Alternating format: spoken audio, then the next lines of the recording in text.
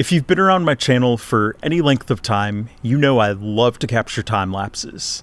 Time lapses are one of my favorite things to do, especially with tiny little cameras like this. And the X4 is especially capable for getting time lapses because not only is it a 360-degree camera, which allows you a lot of flexibility for reframing and having motion later on, but the X4 films time lapses in a whopping 11K resolution. And the best part is when it comes time to edit and share this time lapse, you don't even have to have a computer. In today's video, I'm going to show you how to capture and edit a time lapse all with just your X4 and a smartphone.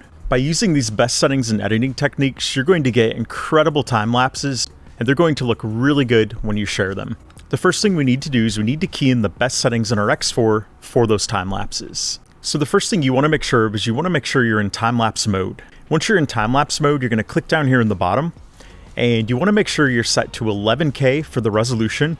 You'll want the frame rate at 30 frames per second, and then you'll want the interval anywhere from about 2 seconds to 5 seconds if you're doing a couple-hour time-lapse. Now, if you have your X4 powered and you're doing an all-day time-lapse or something that spans multiple days, then you might want to do some of these higher intervals, but in most cases I recommend 2 seconds or 5 seconds. With the sunset time-lapse that I filmed as an example for today's video, I used a 2-second interval, and I filmed for approximately 2.5 hours. Once you've keyed in those settings, you want to swipe left from the right side of the screen. Here's where we'll key in our fine adjustments. For the color mode, you've got a couple options. I usually go with flat or standard. It really depends on if you want to add some color later on before exporting. In the example that I filmed today, I did use flat because I wanted to add a little bit of saturation later on, but I didn't want it overly saturated. For the shutter down here, you're going to want to select auto. You're going to want your X4 to adjust the shutter speed as your time-lapse rolls. For the ISO, I recommend selecting 800 max, and for the EV, I recommend doing -0.3. That's going to help preserve some of those highlights and clouds and other things where the highlights could get blown out. And then finally, over here for white balance, if you're doing a time-lapse during the day, you'll want to set this to 5500K, but if you're doing a sunset time-lapse, make sure to set it to 6500K. And after we've keyed in those settings, it's time to hit record and start the time-lapse rolling. And of course, when filming a time-lapse, you want to make sure the X4 is mounted on a tripod. So if you haven't already mounted it on a tripod, make sure to mount it before starting the time-lapse, because you don't want your camera moving during the time-lapse. And of course, before starting the time-lapse, I do recommend making sure you have a fully charged battery in your X4. A fully charged battery will last for a couple hours when filming a time-lapse, but of course you also can power this using a power bank. I typically use an Anker power bank to power this, and it's a 20,000 milliamp hour one. It powers it for a long time, far more time than I need for a time-lapse. And once we've captured the time-lapse, it's time to edit the time-lapse.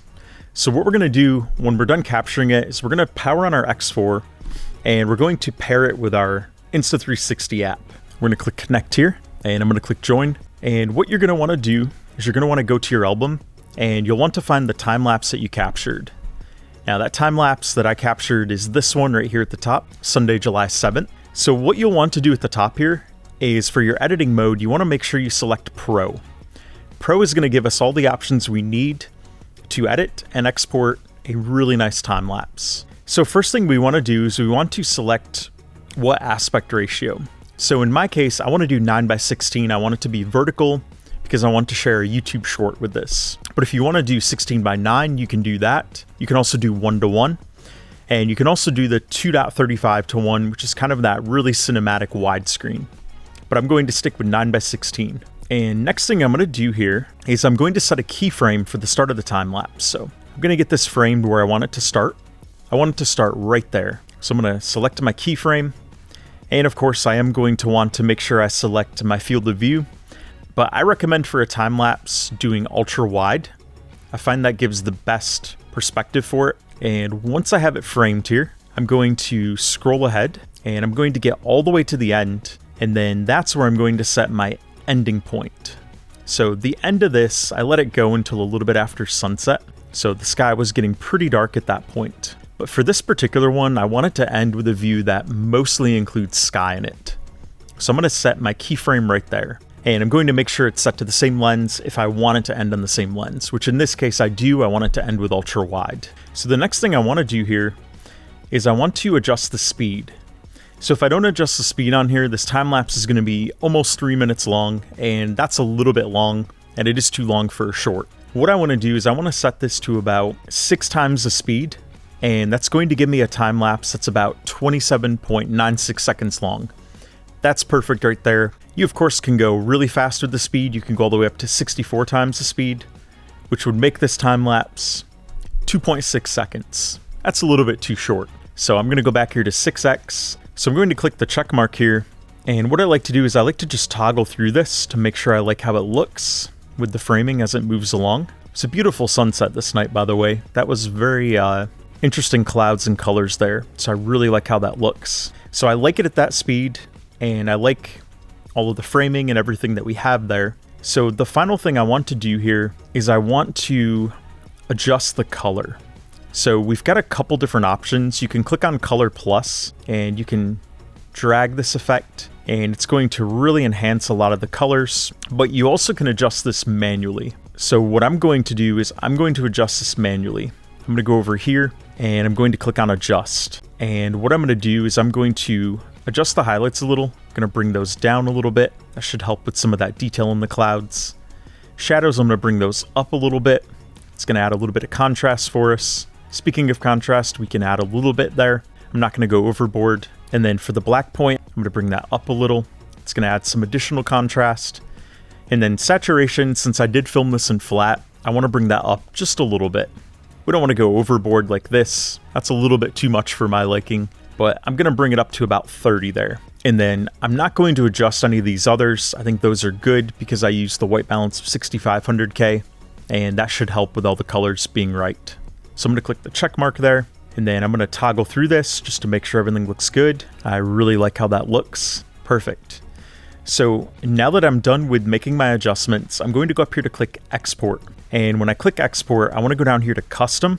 And first of all, I want to make sure it's on flat because I don't want to export it as a 360-degree time lapse. And then what I'm going to do is I'm going to drag the resolution up to 4K, and the frame rate, I'm of course going to keep that at 30 because that's what I filmed it in. And then for the bit rate, I want to drag this all the way up to 150 megabits per second. These settings right here are going to guarantee I have the highest quality. And I want the highest quality even if YouTube or other social media platform is going to compress that. I still want to start with the highest quality to begin with because it is going to look the best. And then finally, I'm going to click Export. And this is going to proceed to export here. And depending on what phone you own or how long your time lapse is, it's going to affect how quickly it exports. So do be patient there. This one right here is probably going to take a couple minutes to export fully.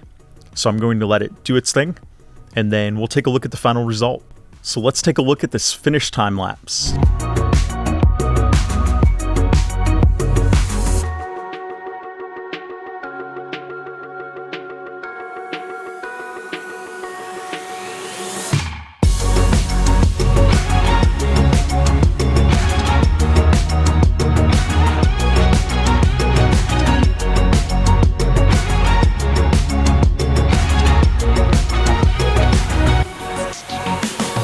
When you take that 11K and you cram all those pixels together into 4K for the finished output, it looks incredible. Speaking of time lapses in the Insta360 X4, if you'd like to learn more about the best settings that I recommend for getting the best results with the X4, check out this video right here.